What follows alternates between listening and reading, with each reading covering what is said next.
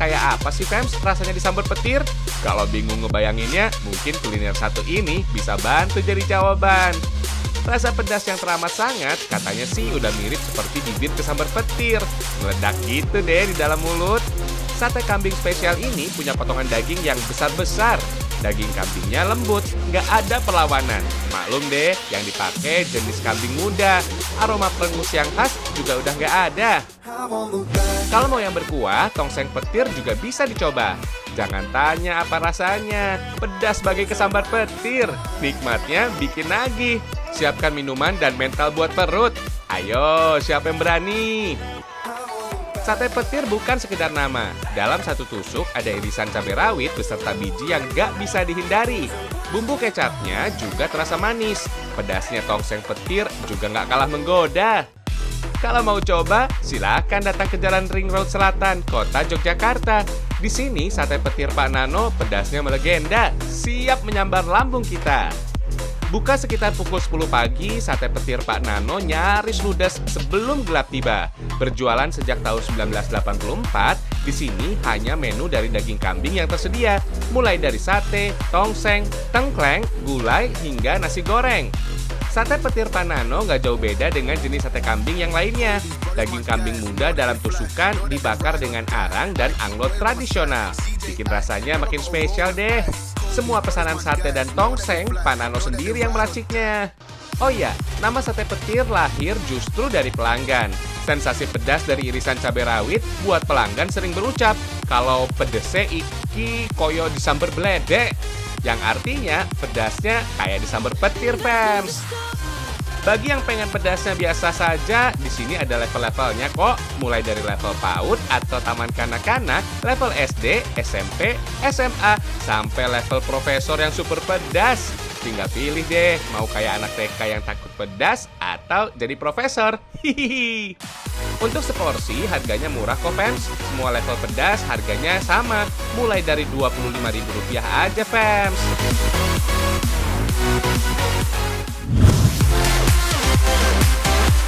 Para pecinta pedas, kumpul di sini yuk. Ada olahan ikan berbalut sambal spesial dari dapur Umia. Ini loh Fems, bandeng presto sambal roa. Dari namanya aja, menu ini perpaduan dua jenis olahan ikan yang berbeda. Dari penampakannya, udah kebayang juga dong pedasnya kayak apa. Cabai semua tuh di atasnya. Hihihi. Bandeng presto sambal roa jadi kreasi menu masakan sehari-hari warga di Kecamatan Banyumanik, Kota Semarang, Jawa Tengah. Perpaduan lembut dan lunaknya bandeng presto khas Semarang menyatu sempurna dengan pedasnya sambal roa yang gurih menggoda. Sambalnya nggak kaleng-kaleng, Pems. Cabainya melimpah, ikan roanya juga terasa banget. Semarang yang berbatasan dengan Laut Jawa terkenal memang cukup kaya hasil lautnya. Daerah Semarang juga banyak terdapat tambak ikan bandeng. Gak heran kalau kuliner ikan di Semarang banyak kreasinya. Semua nikmat tiada tara. Kalau untuk makanan sehari-hari, bandeng presto sambal roa cocok banget deh. Ikan bandeng presto mungkin mudah dicari, tapi kalau ikan roa agak spesial di sini.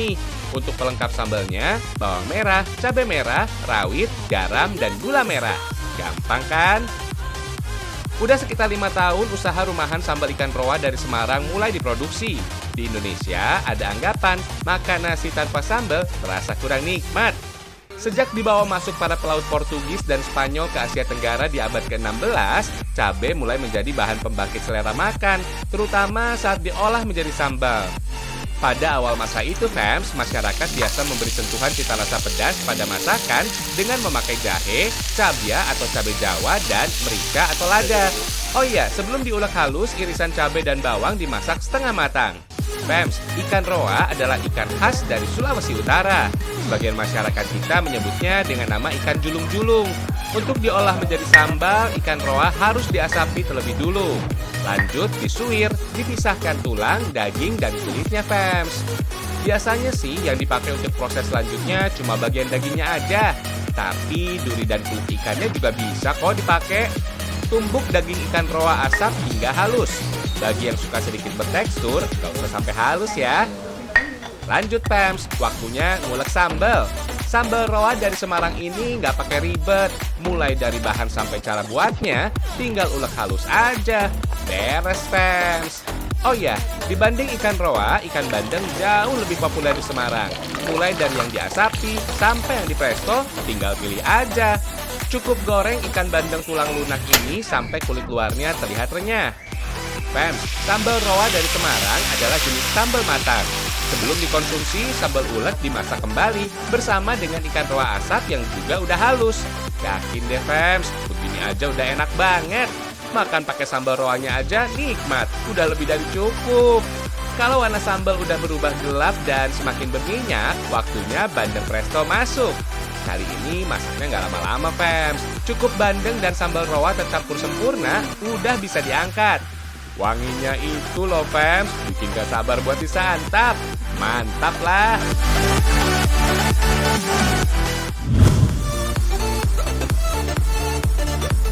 Pems, kalau cari yang segar-segar, Magelang punya yang kita incer nih. Sop garang asam dari Mesastila bisa kita coba.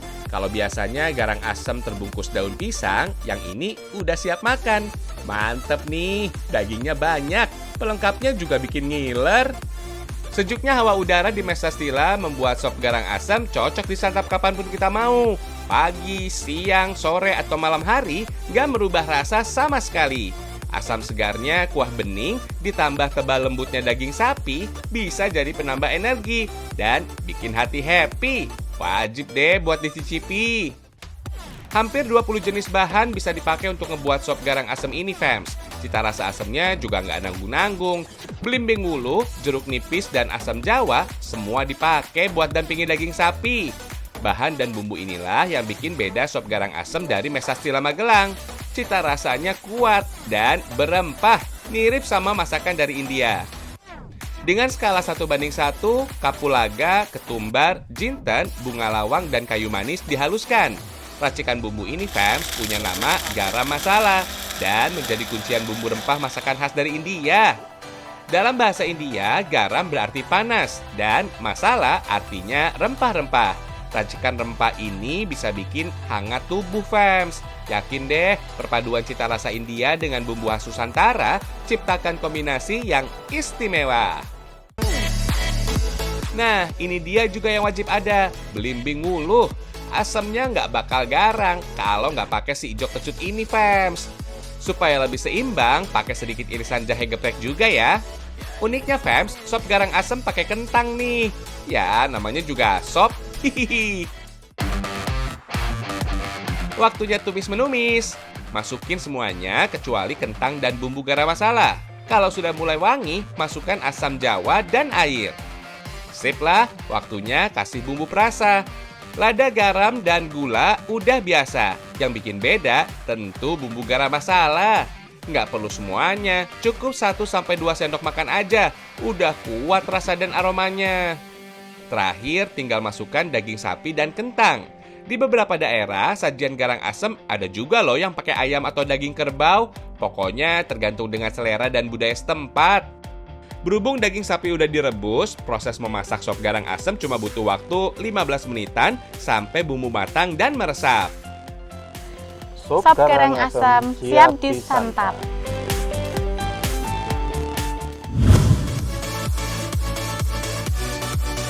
Gak lengkap rasanya berkunjung ke Yogyakarta kalau belum coba bakmi Jowo yang kuahnya segar dengan isian ayam yang melimpah. Kalau mau buat sendiri di rumah, ini dia bahan yang diperlukan. Untuk bakmi Jowo, ayam kampung sudah jadi ciri. Mie basah untuk bakmi Jowo Mbah Harjo juga hasil bikinan sendiri loh, fams. Rasa dan kualitasnya lebih terjaga. Sebagai salah satu makanan khas dari Jogja, bakmi Jowo dulunya memang dikenal hanya dengan nama bakmi godog. Bumbu yang dipakai nggak pakai ribet, cuma bawang putih dan kemiri yang diulek halus saja, fams.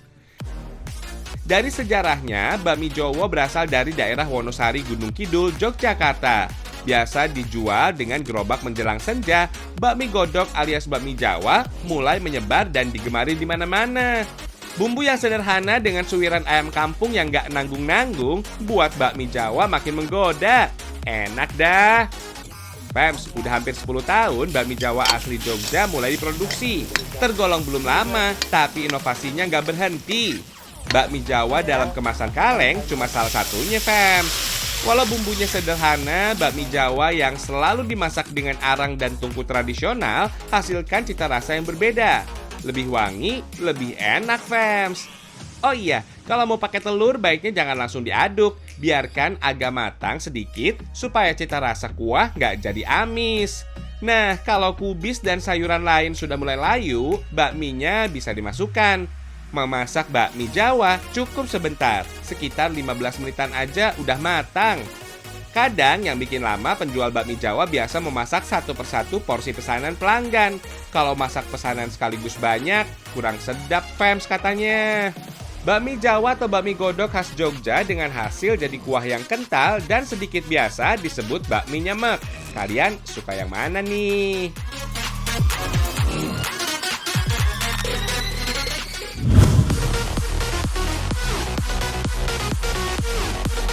Orang Jogja yang bermukim di Gunung Kidul pasti tahu banget nih sama tiwul.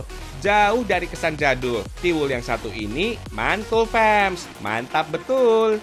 Cake tiwul kekinian hadir dengan 9 variasi rasa. Jadi oleh-oleh baru khas Yogyakarta yang cocok disantap orang tua atau anak muda. Walau berbahan dasar dari gaplek atau tepung tiwul, kue yang ini hadir dengan penampilan cantik yang menawan. Bikin penasaran. Dari 9 variasi, rasa taro blueberry jadi paling digemari. Warnanya ungu, tekstur kue renyah dan lembut jadi satu. Cita rasa talas atau taro dengan manis asamnya blueberry menyatu dengan lapisan cake yang terbuat dari tepung tiwul atau singkong.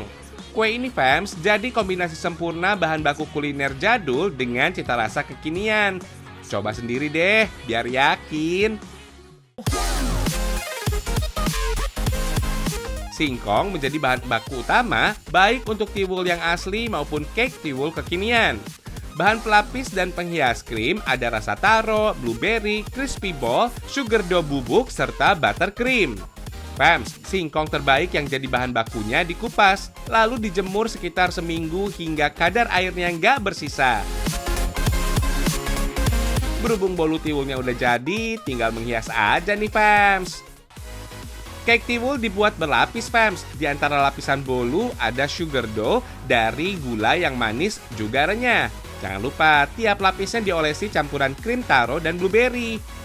Sejak tahun 2018, cake tiwul kekinian mulai dipasarkan, fams. Tiwul yang identik dengan panganan orang desa tampil lebih gaya. Di tanah Jawa, tiwul punya sejarah panjang, menjadi penyelamat nenek moyang kita saat krisis pangan di musim kemarau. Maklum deh, singkong yang jadi bahan baku tiwul mampu tumbuh di lahan tandus. Sebagai jajanan pasar, tiwul biasa tersaji dengan topping gula merah cair dan parutan kelapa. Kalau udah kayak begini, tiwul jadi naik kelas. Enak loh, fams.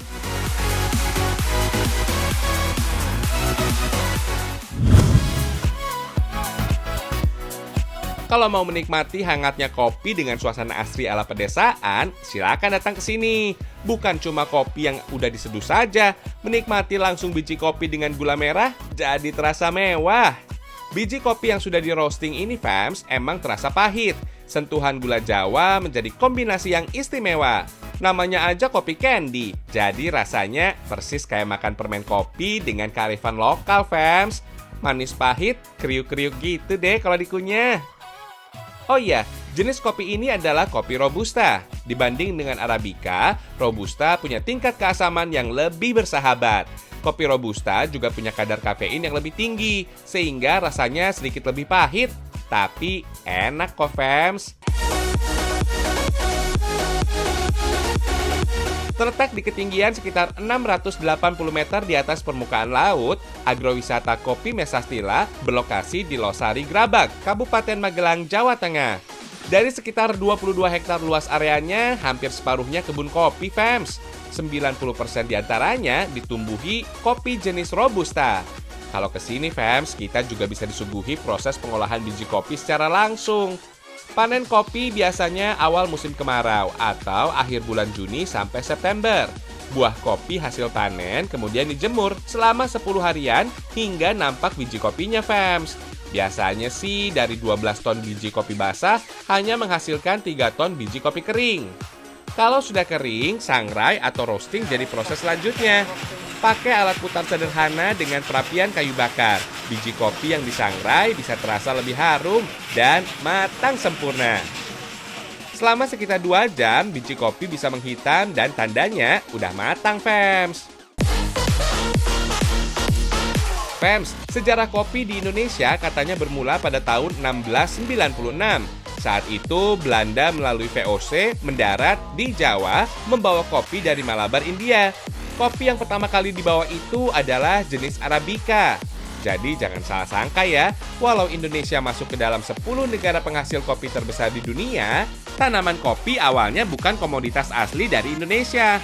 Dari jenis Robusta sampai Arabica, negara kita tercinta menghasilkan hampir 650.000 ton kopi per tahun, yang terbesar keempat di dunia. Mantap ya!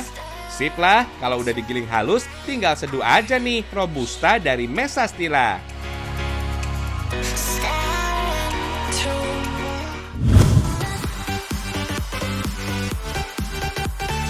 Jam tangan gak cuma jadi penunjuk waktu belaka. Buktinya masih banyak yang pakai jam tangan, tapi janjian tetap aja ngaret. Hihihi. Zaman sekarang jam tangan lebih kepada nilai estetika. Pemakaiannya menjadi penunjang penampilan supaya lebih bergaya. Ini dia referensi jam tangan keren yang bisa menambah rasa percaya diri. Bahan bakunya terbuat dari material kayu dan kombinasi kain nuansa etnik. Unik dan keren bingit. Detil dan kerapihannya terlihat istimewa, walau pembuatannya hanya skala rumahan. Kreatif deh, Fems. Dari lembaran papan kayu inilah yang jadi bahan baku utamanya. Asalnya dari limbah kayu yang tersedia di sekitar Jawa Tengah. Biar kata limbah, kualitas bahan bakunya tetap dijaga. Kayu lokal seperti nangka, mindi, mangga, jati, hingga sono keling jadi pilihannya. Bahan yang udah terpotong kecil sesuai kebutuhan kemudian dihaluskan. Dengan begini, pola serat pada kayu jadi semakin nampak. Proses pembuatan jam tangan ini, Fems, gak sepenuhnya sederhana.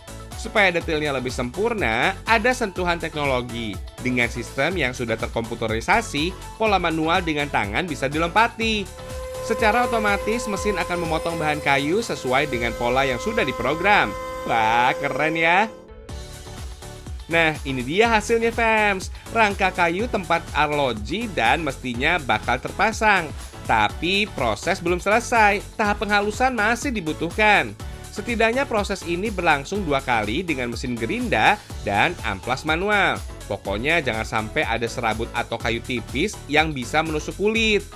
Kalau sudah halus, tinggal disemprot pakai cat aja, Fems. Mau yang berwarna atau natural, semua dibuat tergantung dengan pesanan. Fems, usaha pembuatan jam tangan kayu ini karena kreatif dari anak-anak muda di Yogyakarta mengusung nama Ina Watch. Jam tangan ini mulai eksis di pasaran sejak tahun 2018 lalu. Detil pengerjaan dan kualitas bahan yang terbaik buat jam tangan ini punya harga jual 400 sampai 500-an ribu, Fems. Apalagi strap atau tali jamnya yang terbuat dari kain tenun asli Nusantara. Makin etnik dan makin sempurna pula hasil karyanya. Monggo dibeli ya.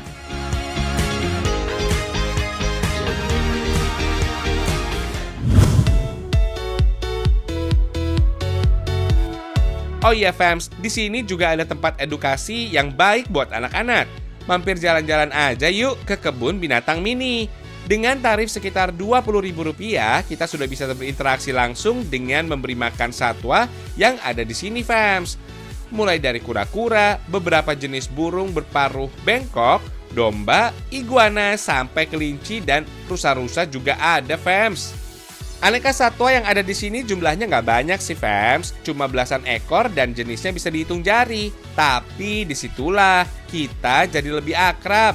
Cuma sekedar ngasih makan atau bersentuhan langsung dengan satwa bisa banget, Fems. Sebagian jinak-jinak kok, Fems. Yang paling bikin gemes sih kelinci-kelinci ini, Fems. Kerjaannya makan mulu. Persis deh kayak kamu. Hihihi. Mau sekedar berenang atau kumpul-kumpul happy bareng keluarga juga bisa kok, Fems. Kalau tertarik, silakan deh langsung datang ke Semarang dan ditunggu loh kedatangannya.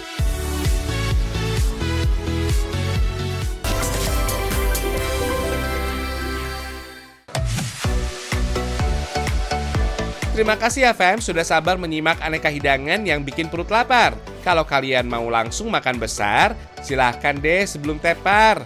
Hihihi, ragam Indonesia, satu Indonesianya, berjuta kekayaannya. Sampai jumpa.